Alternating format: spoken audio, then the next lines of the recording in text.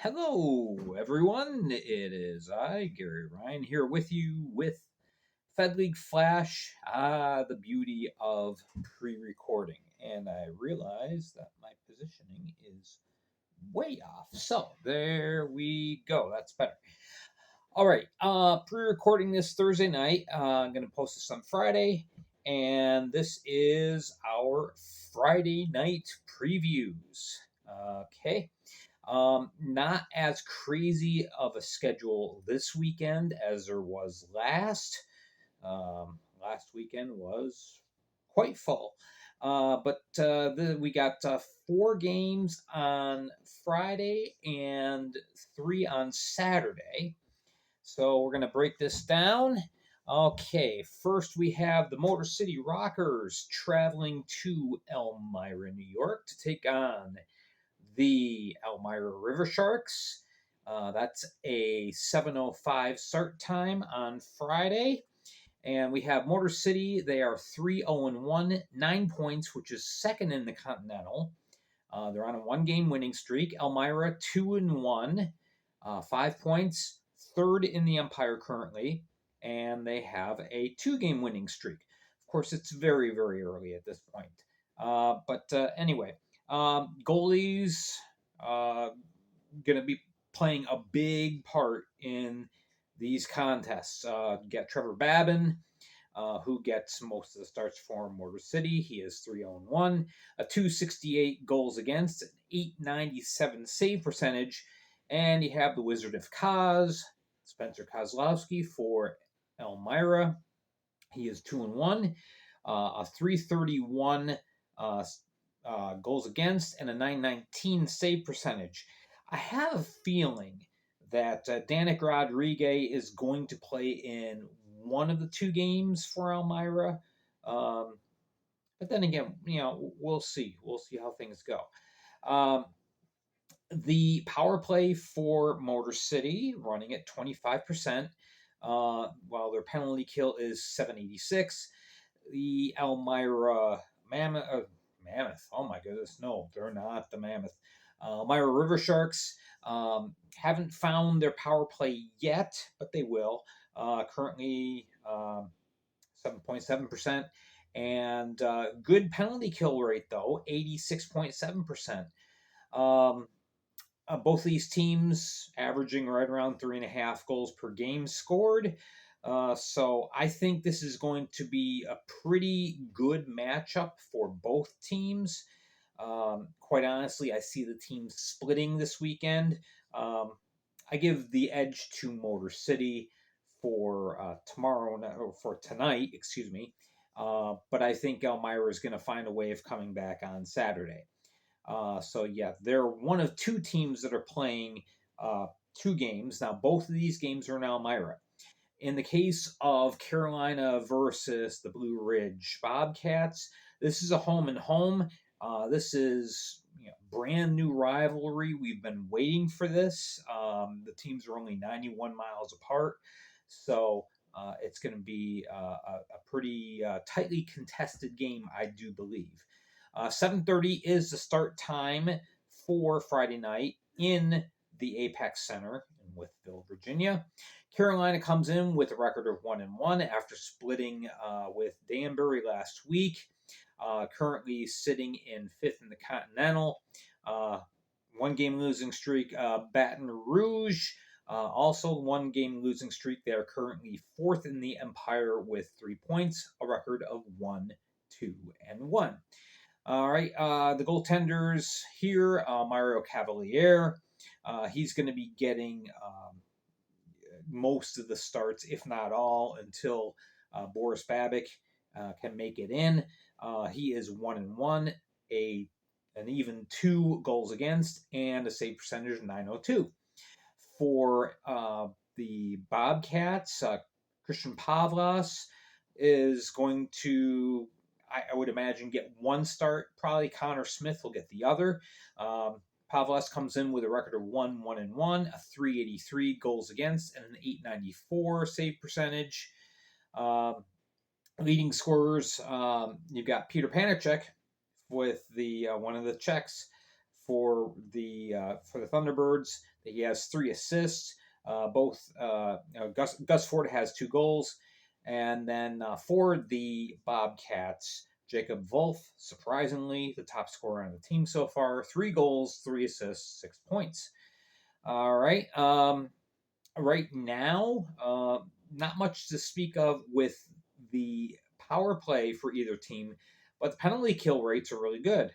Carolina comes in perfect, and Blue Ridge comes in at 92.3%. So, those are some good numbers. I kind of feel like Blue Ridge is still kind of feeling their way and kind of getting used to each other and forming that chemistry. So I think it's going to be a slow start for the Bobcats. I expect Carolina to win both games this weekend, but by all means, as this series goes on throughout the year and Blue Ridge improves, I think that the intensity of the rivalry will definitely heat up.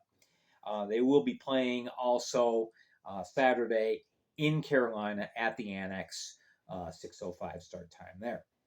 All right, then we go to Watertown, where Danbury will be traveling to Great North to take on the Wolves. Right now, Danbury comes in with a record of 3-3, 8 points. That's second in the Empire. They have a 1-game win streak. And then Watertown, they have lost 4, or 1-4-0, 3 points. Currently fifth in the Empire.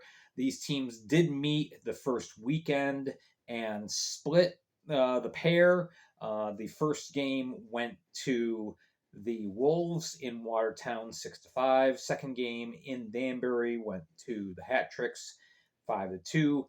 And home ice really does play a part in things. So I think this is going to be a pretty close game. Goalies, Connor McCollum or CMAC, he's 2-1, leads the league with a 198 198 goals against, and the save percentage of 952. Josh Rosenvig, he's been getting the majority of the work for the Wolves. He is currently 1-3. Goals against a 5.6 and save percentage of 856. We'll see if it's him or Bouchard or maybe even Ridgen gets another shot. We'll see. With scoring, Johnny Ruiz, of course, he leads the way, 2 goals and 4 assists for 6 points. Tate Leeson, of course, pacing everyone for the Wolves with 6 goals, 5 assists for 11 points. Both of these teams hovering right around 3 goals scored per game. Look at the numbers. Danbury's got an 80 percentage on the kill, 0.80, and Watertown, their power play started off good, 28.6%. Their kill could definitely use some work. There is currently 682. I think Danbury squeaks out a win in this contest here. So, yeah, I'm giving the edge to Danbury. Hence the little green check there. And then finally, on Friday night, we head down south, and it is the first of 21 matches between the Mississippi Seawolves and the Baton Rouge Zydeco. Mississippi coming in with a record of 2-1-1. That is fourth in the Continental, 6 points. They have lost twice in a row, getting swept by Port Huron last week. Baton Rouge, meanwhile, is still looking for their first win. They lost their first 3 to Columbus, but good crowds there and good energy. And, Baton Rouge didn't just roll over and play dead. So it'll be very interesting to see what comes of this game tonight. So you got Joseph Shepard. He's been getting most of the starts for the Seawolves. Now Blake Wayrick is back and active, so I'm not sure if he's healthy enough to play. He may not. Yeah, you might get Liam Murray. Who knows? Mississippi is one of the teams that's carrying 3 goaltenders right now. For Baton Rouge, Greg Harney got 2 of the 3 starts, posted a 5.01 goals against and an 892 save percentage. 892, that's pretty good, especially considering the caliber of opponent that they took on last week. Leading scorers, Yanni Lariakos for the Seawolves leads the way, 2 goals, 8 assists, 10 points. And then we have MJ Graham with 3 assists for Baton Rouge. Both Marquise Grant Mentis and Parker Muscal have 2 goals. Now, the scoring, there's a bit of disparity here. Mississippi, 4.8 goals per game scored. Baton Rouge, 2.3. On the power play, Mississippi is 14.3%. Penalty kill is 77.3%. For Baton Rouge, they have yet to get a power play goal. Their penalty kill is 60. So need some help there. I think, though, this is going to be a high-scoring affair. Mississippi's offense is just dynamic, high octane. However, their defense, they tend to struggle. They tend to give up a lot of shots and a lot of goals. So I'm just picking 7-5 Mississippi for this game. I think it's going to be quite the shootout down south. And again, first time in 21 meetings this season. The only other game which is not on the board because the poor board doesn't have the room. Saturday, Danbury is hosting the Binghamton Black Bears. These teams have already met twice, splitting in the second week of the season. Binghamton comes in 4-0-2 for 14 points, which is first in the Empire. Danbury with that 3-3 record. We talked about Danbury already, but do have to mention Nick DeNicola, who was one of the original Danbury hat tricks. He's come back and he's put up a very nice start. He's got 2 goals and 3 assists. 3 goals, 2 assists. Reverse that. For Binghamton, they have the dynamic duo of Brendan Stanko with 3 goals and 12 points, and Connor Smith, 5 goals and 8 points. Goalies, not sure which goalie we're going to see for Binghamton. They are currently carrying 3, and they're trying to give them all a look-see. Connor McAnanama is due for a start, but I don't know what Binghamton has planned at this point. So that will be a very tough game, of course. I think it's going to come right down to the wire, maybe even go to overtime. So there we go. There is your look at the weekend. Again, 7 games, 4 games on Friday, 3 on Saturday.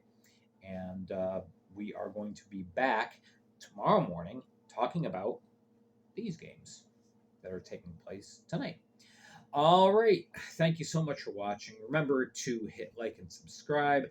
Always remember, we're on Spotify. Go to Spotify. Download Spotify if you haven't already. Search for the Fed League Flash and follow me there. And as well, we are also on Facebook Live. We'll be doing a Facebook Live video early afternoon once some transactions and news and notes have come through. All right, so that's what I got for you tonight. And, well, it's tonight for me, morning for you. All right, thank you so much again for joining me. I'm Gary Ryan for the Fed League Flash, and we will see you again tomorrow.